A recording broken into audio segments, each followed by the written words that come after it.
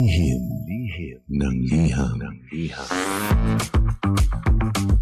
Ang pinakamakulit na girlfriend mo sa balat ng radyo. Isang magandang morning sa inyong lahat! Ako pa rin po nag-iisang girlfriend mo sa radio. My name is Lindsay. Makulit pero may puso, handang makinig sa mga kwento mo. Alam mo, feeling ko kailangan mo na siyang iwan kasi it doesn't make sense. Ang kwento sa lihim ng liham.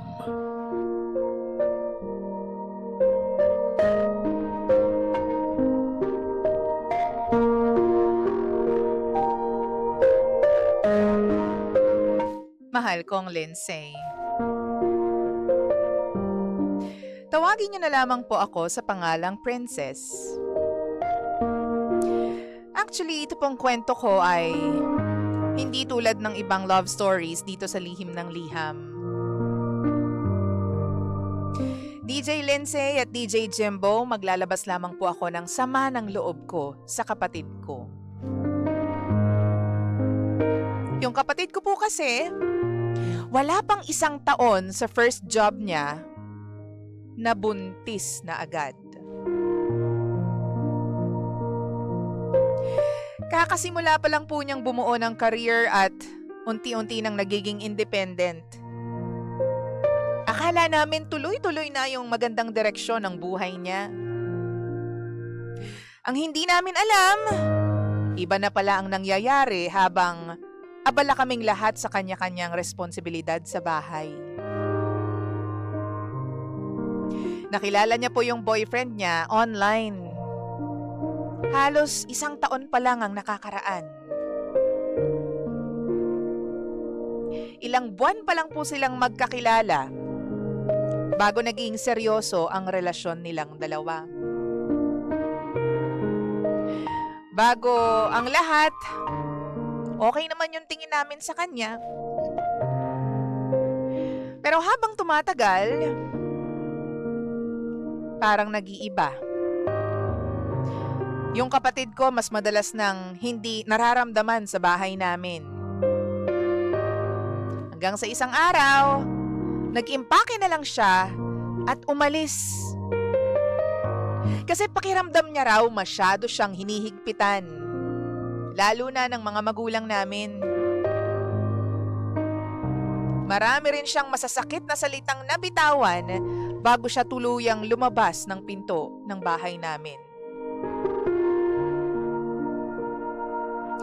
Lumipas ang ilang linggo, DJ Lindsay, bago namin nalaman ang totoong sitwasyon. Dinala siya sa ospital dahil sa matinding pananakit ng tiyan. Tapos doon, na-discover na buntis pala siya habang meron pa siyang ibang health complications. Doon lang siya bumalik sa bahay namin. Ang sabi niya pa, pansamantala lang daw habang nagpapagaling siya. Pero hanggang ngayon, nandito pa rin siya. Dahil hindi niya na rin kayang umalis dahil sa lagay niya. Halos 1 buwan siyang pabalik-balik sa ospital dahil hindi naging maayos ang pagbubuntis niya. Public hospital ang pinuntahan niya kasi yun lang ang kaya namin. Alam niyo naman po kung gaano kahirap ang sistema. Kailangan lagi ang bantay, kailangan ng gamot, pagkain, at kung ano-ano pang gastusin. Yung pamilya namin, kami ang halos sumalos sa lahat.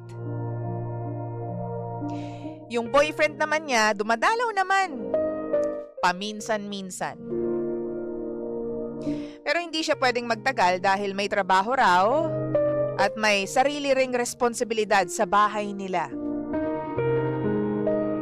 Naiintindihan ko naman, DJ Lindsay, na kailangan niyang kumita. Ang hindi ko maintindihan, bakit parang kami ang mas ramdam ang bigat ng sitwasyon kesa sa taong kasama niyang gumawa ng desisyon na yun?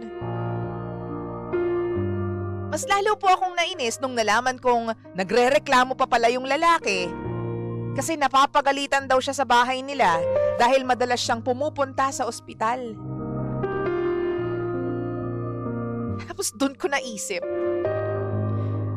kung alam mong mabigat pala yung responsibilidad mo sa sarili mong pamilya, bakit hindi kayo naging mas maingat?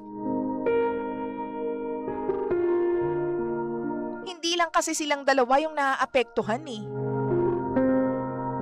Pati mga taong walang kinalaman, nadamay.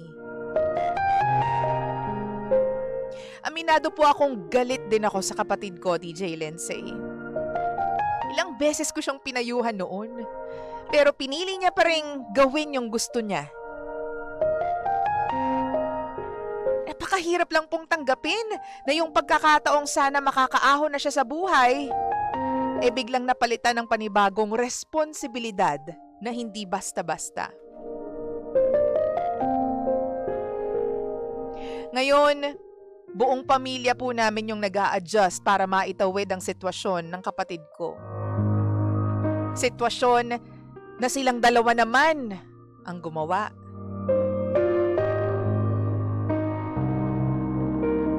Mahal ko ang kapatid ko at gusto kong maging okay siya, pati yung baby.